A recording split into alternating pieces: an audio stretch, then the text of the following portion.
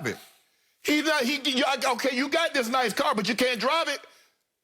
Ben's not playing for you, so what good is he doing just in your uniform number? Okay, well, Ben Simmons on our roster. Okay, when is he going to play? Well, I don't know. That's up to Ben. Okay. Well, Ben has made it abundantly clear he's not trying to play for you. Who is Ben Simmons' agent? Rich Paul. Rich Paul. Rich Paul represents also LeBron James. Yes. Who actually owns and operates Clutch Sports. Nah, don't do that. Don't do that. There you go. So this is a power play by Rich Paul and LeBron James to say, watch this, we will run the organization. We will dictate to the organization what needs to happen. Well, let me ask you a question. What does the agent do? The agent works at the behest of the player. Rich Paul can offer Ben Simmons advice. Well, Ben, I think you should do this. Well, Ben, I think you should do that. Ben, you should handle it this way. At the end of the day, Ben Simmons paid Rich Paul to represent him. But the final say comes down to Ben Simmons. And Ben Simmons has made it clear. I'm sure Rich Paul is saying, Ben, you don't want to give any money back. Ben Simmons, by the way, just for the record, has 4 more years left on his contract. 4. He's only 1 year into a 5-year deal that pays him $33 million a year. Yeah. Huh, interesting. Yeah.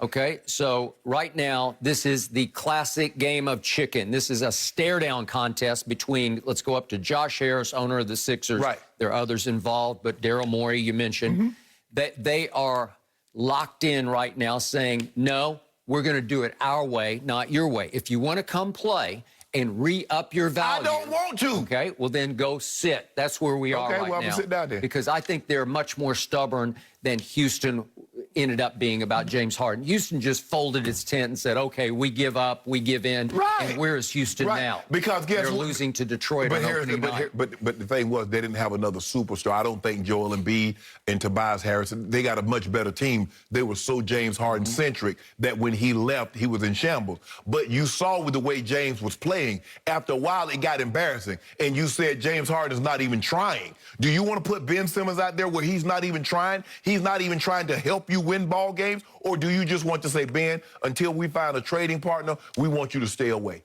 What they're telling Ben is, you must come in and you must perform back to your level, and we will continue in good faith to try to trade you. No, I can't. I can't do that in good faith after Joel Embiid has said what he said. I can't do that. How many GMs out there are still wondering whether he's got the free throw shooting demons even still? He might have them. Ben Simmons might not shoot but 40% for the rest of his career. But at 6'10", he can do a lot of other things that you say, you know what? I don't care if he don't make but 40% of his free throws. He can defend. He can still give me 17, 18 points a game. He can still give me 8, 9 assists a game, and he can still give me 8, 9 rebounds a game. And I would gladly take that off your hand. Okay. I still say the Sixers are in the power position here, and I know Rich Paul does not want to hear that. But when I looked at what happened last night, they love that Tyrese Maxey. Okay. And he got a chance last night to start a game as the starting point guard virtually in place of Ben. I know they don't match up player-wise because Tyrese Maxey's not 6 feet 10 inches tall. But he shot 8 of 14 last night. He made 2 of 3 threes, and he scored 20 points, and he had 7 rebounds and 5 assists, and he looked like a player to me. Yeah, exactly. Is he Ben Simmons? No. Yeah, but are they still pretty great without Ben Simmons? Yes! Yeah, they are. And so now, thank you. Now you got Tyrese Maxey to take in for me. Now, can you get me up out of here and let me go somewhere else? They got a huge asset right now. They got a guy who's made Rookie of the Year, 3 straight All-Star teams, and 2 straight first team. No, I'm just being smart, is what I'm being. That's their asset. They acquired him. They drafted him. Well, I don't want to be there. Okay. Well, they're saying, fine, go home and sit.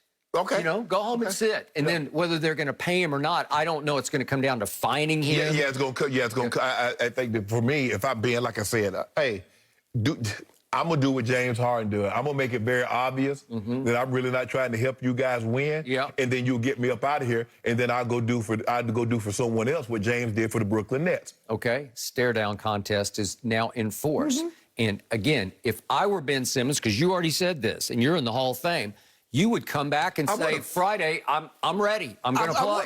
Yeah. But if I'm Ben Simmons, I'm going to take no dose. Since you tell me it's going to be a staring contest, I ain't going to sleep. Okay. Well, and so which are you? Are you going to be Shannon Sharp or Ben Simmons? Yeah, I'm telling you. You already told me that the right way is the Shannon way. Skip. And you're saying he should go the wrong way, which is the Rich Paul way. Skip, no, it seems to me He's already decided the way in which he's going to go about this. I'm telling you how I would have done it. I've made it clear I was going to be professional. I was going to maintain a level of professionalism throughout the entirety of this. That's how I would have handled it. But clearly, Ben has chosen a different path. Rich is probably advising him, says, okay, Ben, now this is going to start to cost you money. $372,000 has already incurred almost $2 million in fines. Yep. Okay, Ben. But Ben is like, no, Ben, like they said, he's a very prideful, a very stubborn man. He is. Kind of he's setting his ways. Yep. And so he seems to me have dug his trench here. It says, okay, this is where I want to make my stand. So, to me, it comes down to what happened to Shannon Sharp. Well, you already laid it out for us that you came back. I did. You participated full force. Yes. Your heart was back Yes. in it. Your pride was wounded. Yes. But you said, well, I got a contract. I'm here. Right. I'm going to play. Outcome, Super Bowl champion. So I can make a case if Ben comes back, they're going to win the NBA championship. But had I been a first-round draft pick and had me a good $6-7 million already in my bank account, I might have told Mike, you know what, F you. Really? But I didn't have that. You got to realize, Skip, I had made $63, $73, $200,000. That wasn't no money. Okay.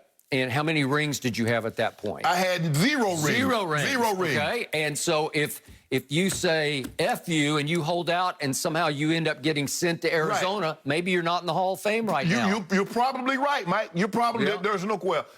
Arizona had moved on. They even wanted more. And Mike was like, nah, you're asking for too much. And so it ended up working out better. But, Skip, I just came in. It happened. Skip, I mean, it happens. It's like...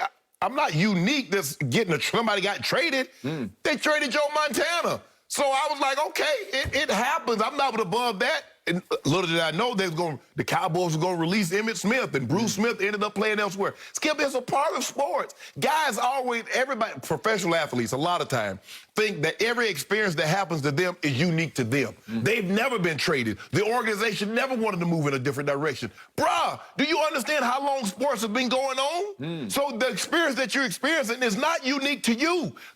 Skip, that's how I would have handled it. That's how I was raised to do certain things. Everybody doesn't have that same mindset or that mentality. I'm not judging them. That's not how I would have handled it. Clearly, Ben Simmons and Shannon Sharp, the mindset, we're two different people. He says, I believe this is the best way for me to get up out of here and to go about getting out of here. By the way, Shams reported yesterday that he didn't actually have a cell phone in his pocket of his sweatpants at practice, that he had just folded up his arm sleeve, his practice jersey into a square. It still looked like a cell phone to me, but I don't know. Maybe a square, if you could fold it tightly into a square and stick it in your pocket. I mean, I don't know because everybody else got on jerseys. You see everybody got their numbers on, and Ben got his hoodie, his cutoff sleeve hoodie on. I mean, Skip, if you go to practice, if I go to practice, and, you know, everybody else got their jerseys on, and I got my jersey hanging out my pants, Mike gonna be looking at me like, what the hell you... No, he was definitely making a statement of, I don't want to do this. And look at the walk. That's that F you walk. No, I got it. Okay? So I still say Sixers will win in the end. I still say Ben will eventually play for the Sixers. I don't know how soon that will happen. Depends how much stubborn pride he has left. But I say the only avenue out of Philadelphia is to go play for the Sixers. So you say never again. Can't do it. Okay. I'm hurt. I'm in my feelings. Okay. Well, he's definitely in his feelings for the moment.